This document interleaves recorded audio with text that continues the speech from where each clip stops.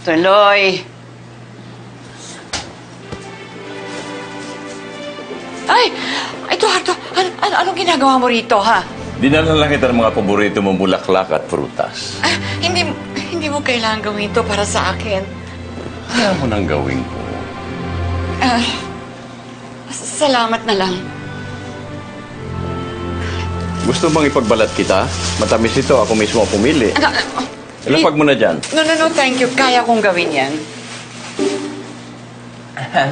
Excuse me po muna, mga teenagers. Alis po muna Alis na dyan. Alis na dyan.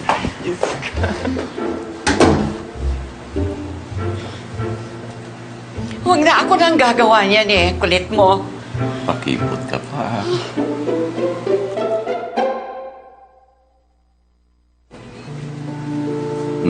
Matamis yan.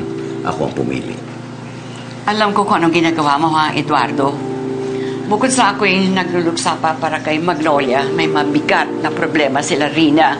Kaya hindi ito ang panahon para sa mga ganitong bagay.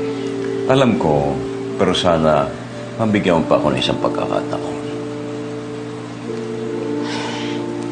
Alam mo, Eduardo, pamilya ang turing nila sa akin sa bahay na ito.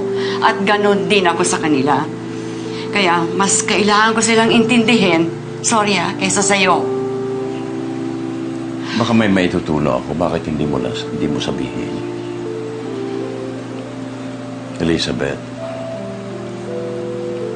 sana dumating ang araw na may tuturi mo na ako, ikaw, ay isang pamilya. Sige, tutuloy na ako.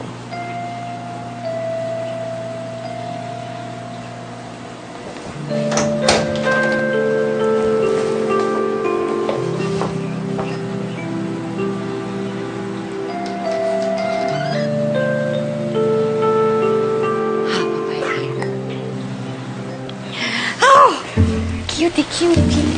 Cutie, cutie. Na! Oh, natikman na ito. Siguro matamis. Kasing tamis ng kanyang pag-ibig.